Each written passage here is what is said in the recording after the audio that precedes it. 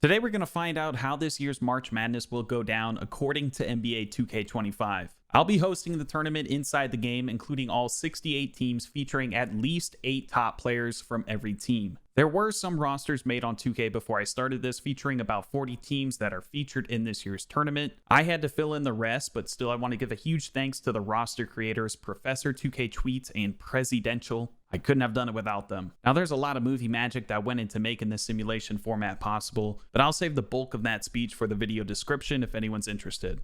I changed the rules to make the gameplay fit the NCAA. The only rules I can think of that I wasn't able to change is having halves instead of quarters and moving in the 3-point line. I'll be simulating March Madness region by region so that by the end of each tournament we have a Final Four team. And up first is the South region being led by Auburn, Michigan State, and Iowa State. There are 2 play-in games in this corner of the bracket for the 16 seed and the 11 seed, so before we get started we need to take care of those matchups. Up first is St. Francis versus Alabama State. The St. Francis Saints were the only team featured in this video to not have a team design already made in the Creator Hub, so they will be taking on the identity of the New Orleans Saints. I simcasted this game and I will do this for all games unless the ending looks interesting or the game is in the Elite 8 or beyond. The Saints won this game by about 15 points, and at the time of this recording, this game already happened. Alabama State won at the buzzer, so we aren't off to a great start, but playing games don't exactly count when it comes to bracketology. UNC versus San Diego State is the other playing game in this region. Winner gets the 11 seed and faces number 6 Ole Miss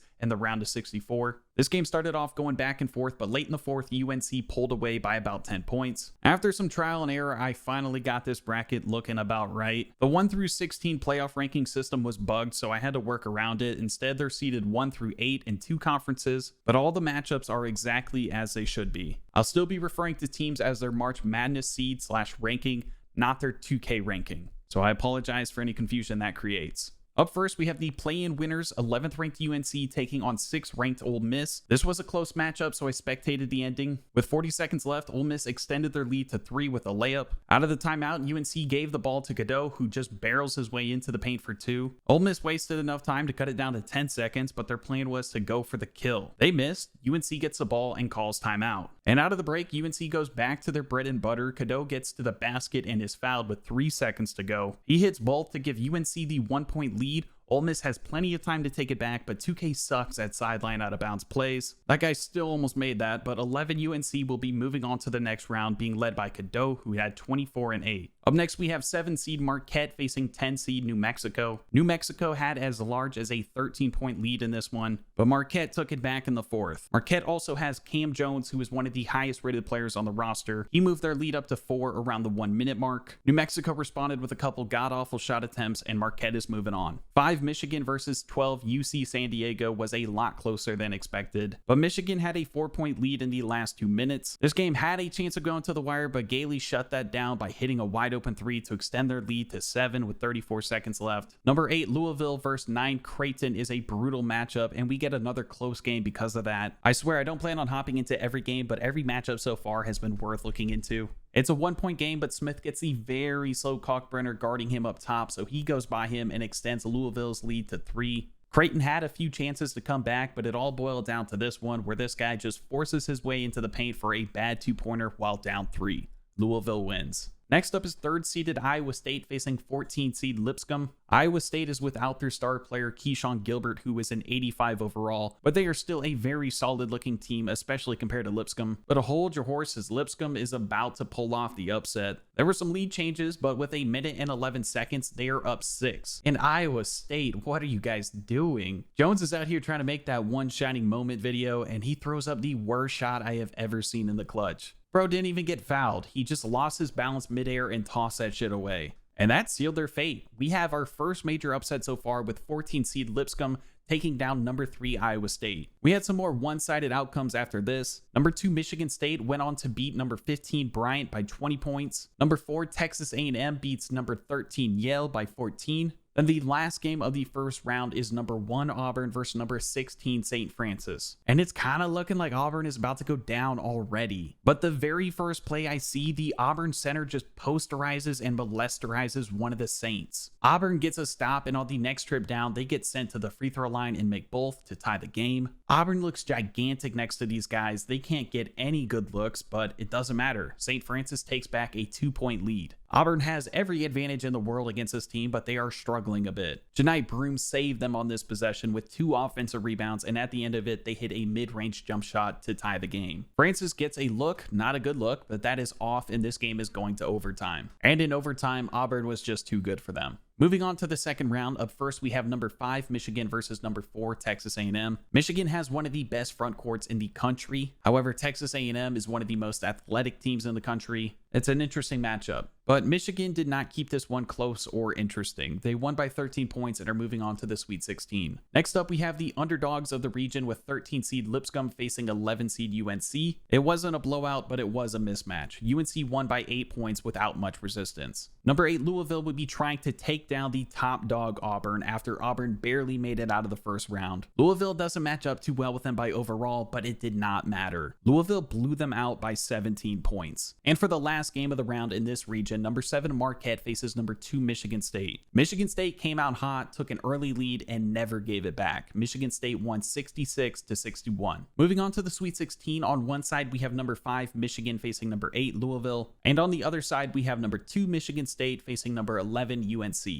Up first is UNC and Michigan State. This game was tied coming out of the fourth quarter. I was expecting to have to jump in, so I was watching the score closely, but Michigan State pulled away at the end and has knocked off UNC. The winner of number 8 Louisville and number 5 Michigan will face Michigan State for the Final Four spot of this region, and on paper, Michigan is much better than Louisville. But I guess 85 overall Terrence Edwards is going to put the team on his back today. In the simulation, Michigan was leading handedly for most of the game, even by 14 at one point. But with 3 minutes to go, Louisville ended up with a 6-point lead. And besides a few gimmies, Michigan just couldn't hit a shot. Louisville pulled off another upset and is moving on to the Elite 8, being led by none other than Terrence Edwards, who had 22, 6, and 2. But they're facing Michigan State, who has 3 Terrence Edwards caliber players on their team. This is for the Final Four spot in this region, and I want these games to go as well and as realistically as possible, so I watched on for the entire game. But I can break down this 40 minutes of gameplay in a few sentences. Michigan State is just better. They took a 10-point lead in the first quarter and never gave it back. The final score of this Elite 8 game was 87 Michigan State, 76 Louisville. The next region is the West, being led by Houston, St. John's, and Texas Tech. There are no playing games in this region, so we can get straight into it. Up first is number 6 Mizzou taking on number 11 Drake. I've heard a lot of people are favoring Drake in this matchup.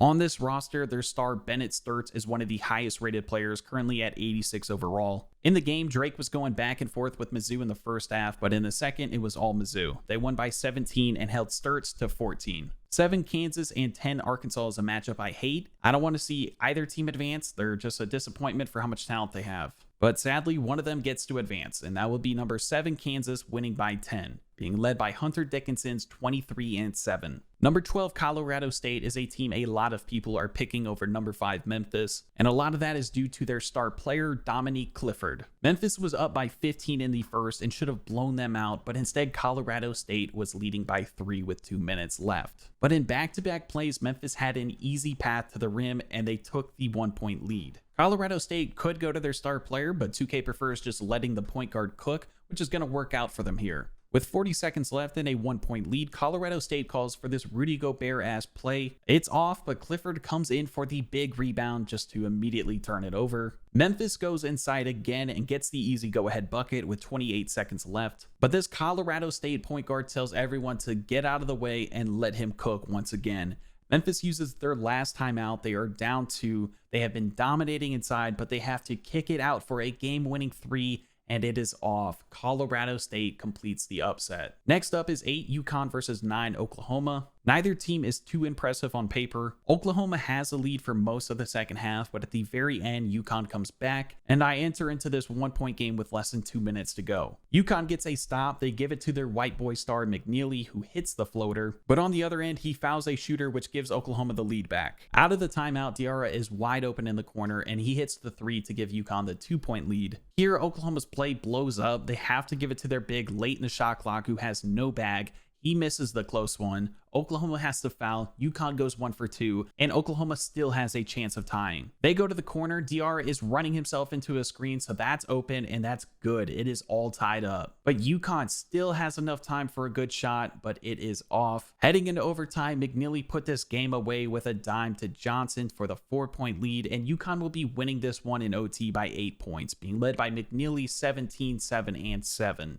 Up next is 3-seed Texas Tech versus 14-seed UNC Wilmington, and for some reason they are wearing St. John's gear. Texas Tech has an almost full lineup of 80 overall players. UNCW has 80 overall Donovan Newby. And this seeding spot might be cursed. UNCW made this a ball game and had a 4-point game when I jumped in. No one scored before it was time to send UNCW to the free throw line. They did struggle there. Meanwhile, Texas Tech was hitting big threes, which kept them alive. And it all came down to this final possession. Down 3, what do? They go for a bad inside shot with just a few seconds left. They miss, and for the second time in a row, the 14 seed will fall to the 3 seed. Number 2 St. John's faces number 15 Omaha. Omaha is known for beating up trash cans after their games, but compared to St. John's, they are the trash cans. Number 4 Maryland starting 5 is known as the Crab 5 because their starters are so good. But number 13 GCU has Duke Brennan and Team Spirit. But this game was concerningly close at the end. I came in while Maryland was up 3, but Derek Queen asserts himself right away with an Angel Reese and a Nikola Jokic. GCU responds with a 3 of their own. Maryland gives it to Derek Queen right away, and he hits that. It is rare to see a team use their stars so well. Maryland could go far. Maryland went on to win this one 71-78, and Derek Queen almost had a triple-double in his first game. Number 1 Florida blew out number 16 Norfolk State, which brings us into the second round. Up again is number 4 Maryland versus number 12 Colorado State. This game stayed pretty close, but the Crab 5 is moving on to the Sweet 16 with a 9-point win. Next up, we have number 6 Mizzou facing number 13 UNCW. They really did not want to get out of their St. John's jersey, so I ended up having to make a quick unofficial jersey for them. I think that might have affected their aura a bit because they lost by 30. On the other side, we have number 1 seed Florida facing the defending champions 8 seed UConn. I hopped in at a tie game with 3 minutes left. Florida jumped out to a 4-point lead and was looking good, but Larry Bird has the answer for them, that being a floater. To be fair, Florida has Shaq. Bird kicks it out to a Ball brother who hits the 3 and makes it a 1-point game. UConn keeps getting stops and they keep feeding McNeely, who can't help but to make the right decision. He just knows how to play the right way. Florida tries raping their way into the basket. That doesn't work. UConn puts a bit more finesse and lubricant into their game, and they hit a smooth layup. Florida brings it back to 1 with a deep jumper. UConn was struggling with free throws, so Florida had 2 chances to tie it, but both of them are no good. And for the second time in a row, the 8 seed eliminated the 1 seed. Also, UConn might be three-peating. The last game of the round is number 2 St. John's versus number 7 Kansas. I personally would really like to see St. John's do well in this tournament. Rick Pitino is innocent, but they didn't get it done here. They lost to Kansas by 7. Dickinson gave them 20 and 10. So in the Sweet 16, we have some fun regional matchups between number 8 UConn and number 4 Maryland, and number 7 Kansas versus number 6 Mizzou. I don't know if there's a real rivalry between Maryland and Connecticut, but I can tell you this: Mizzou versus Kansas in the Sweet 16 would feed the Midwest for generations. I came into the Mizzou-Kansas game while Mizzou was up 5. Bates started it off with a smooth layup, then Mizzou's big was sending everything back, so Mizzou is moving on to the Elite 8. Up next is number 8 UConn versus number 4 Maryland. Maryland has them beat at almost every position, but they were down 6 with 2.5 to go. Maryland was able to cut it down to a 3-point game with less than 30 seconds to go, in part to some missed free throws.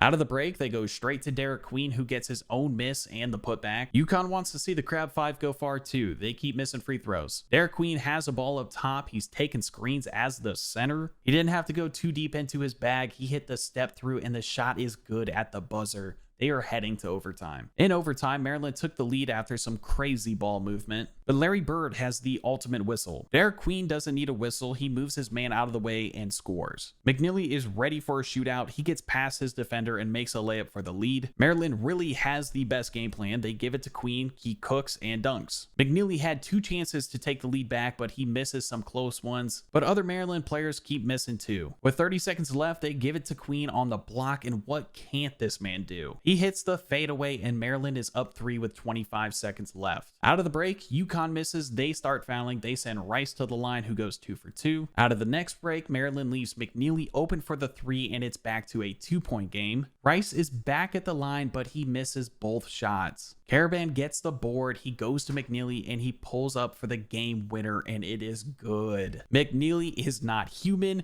UConn was down 5 with 15 seconds left. I mean, come on, that is one shining moment if I've ever seen one. Derek Queen is by far the best player I've seen yet. Even in this loss, he had 21, 16, and 6. That man is a problem. So in the Elite 8 game, we have number 6 Mizzou facing number 8 UConn, and once again, UConn is completely outmatched on paper. But at this point, they can beat anyone. This game hasn't been apart by more than 5 points, and deep into the fourth quarter, we find out that McNeely has bunnies. He ties the game on the receiving end of the alley-oop. The Ball brother gets open off a screen and puts the Huskies up 3 with 3 minutes to go. Mizzou has gone cold on offense, but McNeely doesn't get cold. He gets to the free throw line. He also completely changed the color coding in this arena. So there's that too. Mizzou finally scores, but then they go under a ball screen and Ball hits the 3 and is now hot. Mizzou was able to cut it down to a 1-point game. They don't have to foul yet, so McNeely is going to waste some time. Then he attacks the basket. The contact goes uncalled, but he still makes it. He's such a tough white boy. UConn is up 3. Mizzou needs a 3. They get the look, but it's no good. UConn hits their free throws, and they will somehow be moving on to the Final Four as an 8 seed. They'll be facing 2 seed Michigan State in the semifinals, and they are prepared to three-peat. Next up is the East region being headlined by Duke, Alabama, and Wisconsin. We have a 16 seed play-in game first, in which America defeated Mount St. Mary's by 15. First up is 6 seed BYU facing 11 seed VCU. BYU is being led by some badass Mormons that are 85 and 84 overall at the moment. This game was pretty close in the simcast, but it was uneventful in real time. BYU played sound, fundamental basketball and came away with the victory. We have another white versus black matchup next in 7 seed St. Mary's versus 10 seed Vanderbilt, but the Blacks even things out. They took care of St. Mary's, winning by 18 points. Number 5 Oregon versus number 12 Liberty looks like an upset waiting to happen. Liberty held the lead for most of the game, even by 10 points in the fourth, but I came in with it tied at 69. All I saw was Oregon hitting some basic shots and Liberty not being familiar with the game of basketball, so Oregon completed the comeback, avoided the upset, and is moving on. 8 versus 9 Mississippi State, and Oregon is about as close as it can get on paper, but Baylor is going to win this game by 6. Next up is number 3 Wisconsin versus number 14 Montana. This is the curse matchup of this bracket. A 3 seed hasn't won so far. I've seen some speculation on Montana winning this game, but I really hope they don't. Wisconsin has a lot of potential and a star in Tanji. They're going to be safe here for now. They won by 10. Number 2 Alabama faces number 15 Robert Morris. Alabama is worlds better than RMU by overall, but RMU started this game off hot and held the lead until late in the third quarter. Alabama tried pulling away, but RMU came back and had the game tied at 60 with 2 minutes to go. Alabama looks like they're about to start this ending off strong, but on the made basket, they stepped out of bounds. RMU comes back on offense. The Alabama defender goes under the screen, so Wood goes for the 3 and hits it. Star player for Alabama, Sears, tried to even things up, but it's in and out. RMU goes back to Woods, who hits the roll man, who draws the foul and hits both free throws. They do their endgame dance, but 15 seed RMU takes out 2 seed Alabama, winning by 6 points. Number 4 Arizona versus number 13 Akron looks like a bad matchup on paper, but Akron can shoot the piss out of the ball, and that's what their lineup capitalizes on. They're a tough matchup for anyone, including Arizona. They won easily by 13 points and are moving on to the Sweet 16. 16 seed American is the worst team in this tournament. They had a 60 overall starting. 1 seed Duke is one of the best teams in this tournament and one of only a few teams to have all 80 overall starters. Safe to say Duke took care of business here. They won by 16. In the next round, number 13 Akron is going to try to keep dancing against number 5 Oregon. Oregon has just a 1-point lead with a minute and a half to go. Akron gets a few of the deep looks they are looking for, but they can't make either. Oregon scored back-to-back with one of the smallest guys on the court finishing inside. With 20 seconds left, Akron is very capable of tying this. They pass up this immediate clean look. They try finishing inside, they miss, get their own board, get another shot for the tie. That misses too, and that will end Akron's run in this tournament. Next up is number 3 Wisconsin versus number 6 BYU, which is a really satisfying colorway. Both teams have clear stars, but their teams excel elsewhere at different positions. All the way through this simcast, I thought this was going to go down to the last shot, but with around 5 minutes left, BYU started to pull away, and they'll end up winning this one by a fair margin. 9 seed Baylor faces 1 seed Duke, and in real life, in the game, and in Mother Nature, Baylor doesn't stand a chance against Duke. Duke won by 16. And for the last matchup of the round of 32, 15 seed RMU faces 10 seed Vanderbilt. It's always a nice story to watch when a seed like number 15 makes it this far in the tournament, but the road ends here. Vanderbilt won by 17. For the first Sweet 16 matchup in the region, number 10 Vandy faces number 6 BYU. This game was on a pendulum. BYU started off with a good lead. Vandy took off with a good lead after that. They started to even out towards the fourth, but BYU ran away with it again and will be moving on to the Elite Eight. On the other side is 1 seed Duke facing 5 seed Oregon. Duke has won by 16 in both of their previous games, but Oregon actually put up a good fight. It still wasn't worth checking in on, but Duke won by a new low of just 6 points. And for the final game of the region, in the Elite Eight, we have number 1 Duke taking on number 6 BYU. Duke has the advantage of all but one position, but BYU has better shooting, a better 6-man,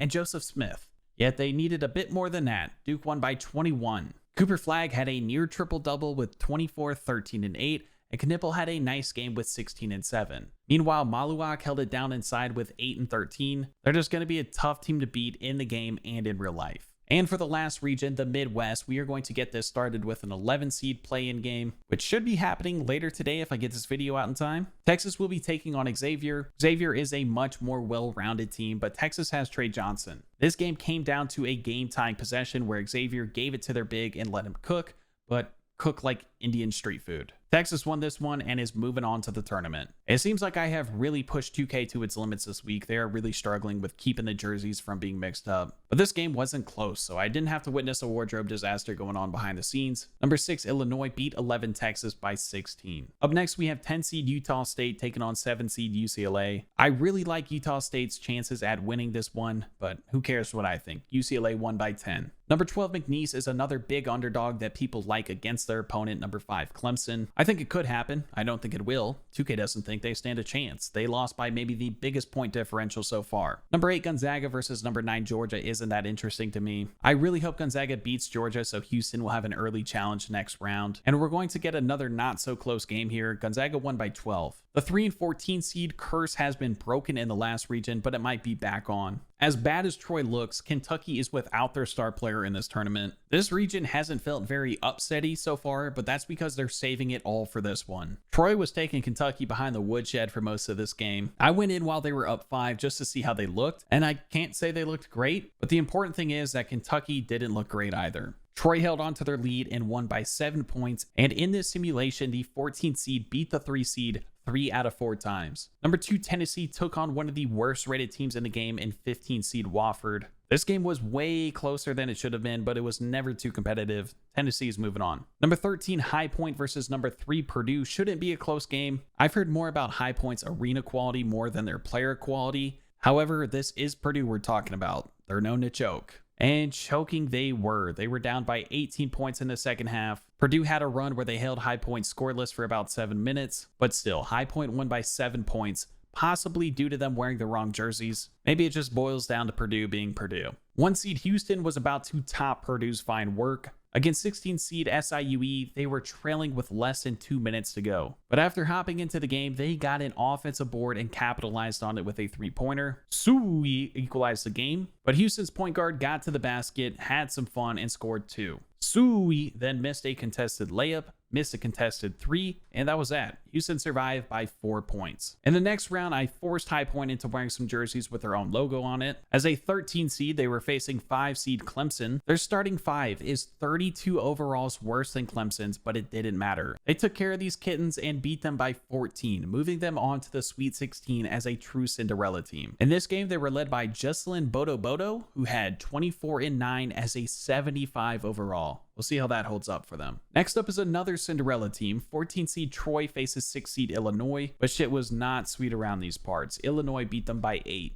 At this point, 8 seed Gonzaga would be facing 1 seed Houston with a ton of confidence. After seeing how Sui almost had them out of here. Out of the gates, Houston took a 13-point lead, and that held up all the way until the 4th quarter. Gonzaga was up 3 with less than 2 minutes to go, but Uzan from Houston hit a very contested 3 to tie the game up. No one else scored until the 22nd mark when Sharp hit a tough inside shot to give Houston a 2-point lead. Out of the timeout, Nemhard took it to his spot. He started going to work. I was expecting the game winner attempt, but he wants a worse shot than that. He goes into the defense for a contested 2, and he makes it with 0.2 seconds left. So yet another game is going to overtime. In OT, Houston is up 2 with 40 seconds to go, and Uzan hits another tough clutch 3 to give Houston the 5-point lead. After some fouling and missed free throws, Gonzaga had a chance to make one shining moment. They're out of timeout, so they have to go, and they're going to go for the win with a 3-pointer from up top, but it is no good, and number 1 Houston will survive by the skin of their teeth again.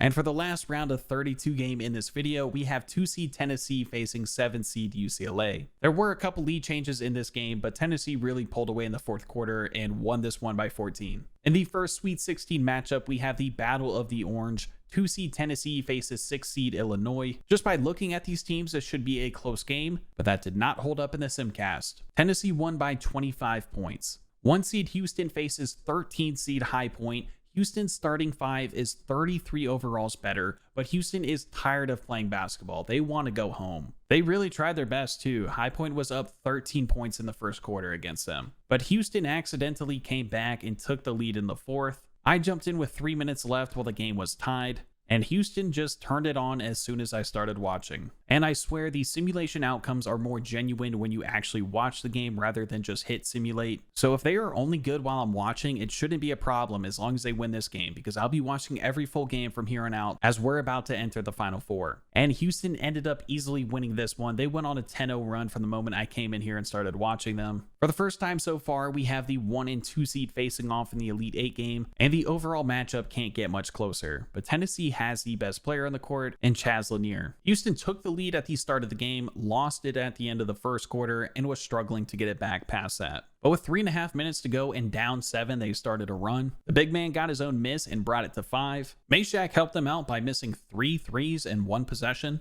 Houston had another awful looking possession that resulted in 2 points. Meshack missed his 4th consecutive 3. Houston goes inside to their big man who doesn't get a clean look, but they don't care. That makes it a 1-point game with 2 minutes left. Meshack misses his 5th consecutive shot. Uzan goes for the dagger, but it is off. Uzan again, he's been their hero before, but not here. He gets 2 decent looks. One is blocked, the other is off. Meshack has the ball. He's about to go cook up a whole lot of nothing. But never mind, this man just hit the Dr. J and 1. Although I think he was set to miss that before it was partially blocked by a Houston player. He hits the free throw, which makes it a 4-point game. Uzan goes inside again and misses again. And Tennessee won the Midwest region by 5 points after giving their best shot at throwing this game. And for our first Final Four matchup, we have 2 seed Tennessee facing 1 seed Duke. Duke is overpowered on this roster, but not by that much against Tennessee. This game also had another interesting element to it. Cooper Flagg committed a foul 40 seconds into the game, and even with just 1 foul with a 5-foul limit,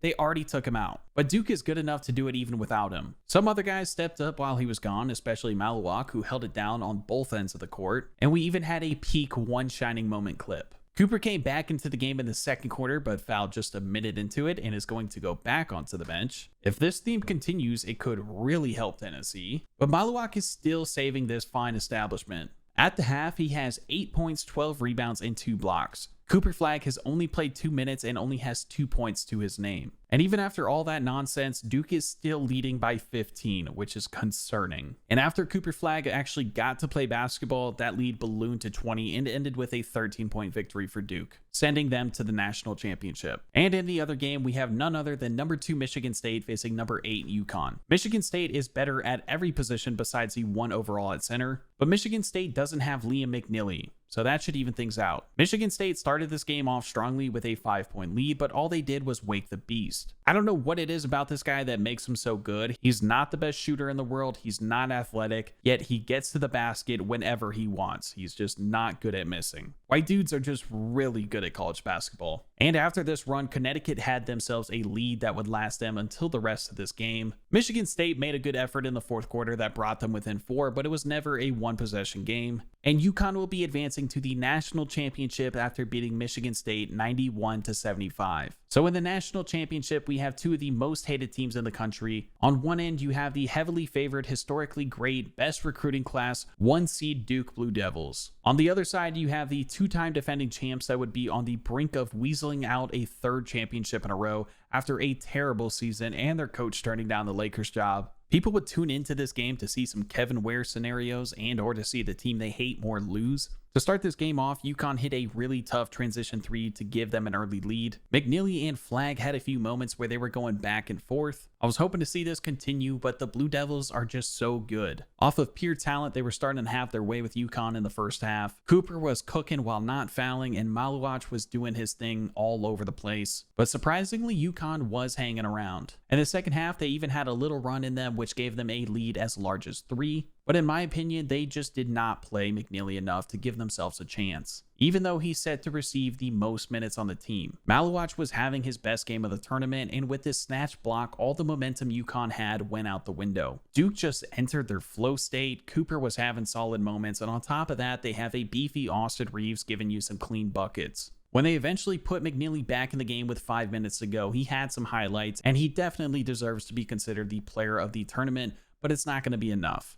I blame his coach for not playing him. Duke went on to win the national championship game 72-83. Cooper Flagg was given the MVP of the game, but Maluach had 23, 12, and 2 blocks. And let's give respect where respect is due. McNeely still led this team in scoring with 16 in just 21 minutes of action. But that'll do it. If you made it to this point in the video, I appreciate you watching. I hope this helps you with your bracketology. I don't think it's far off of what the tournament is going to be like or what it could be like. The main thing I would change is that I think Florida will go a bit further. Other than that, I think everything else was pretty good. If you want to use this roster, it will be in the description, but the name is MM25. Thanks for watching, and I will see you in the next one.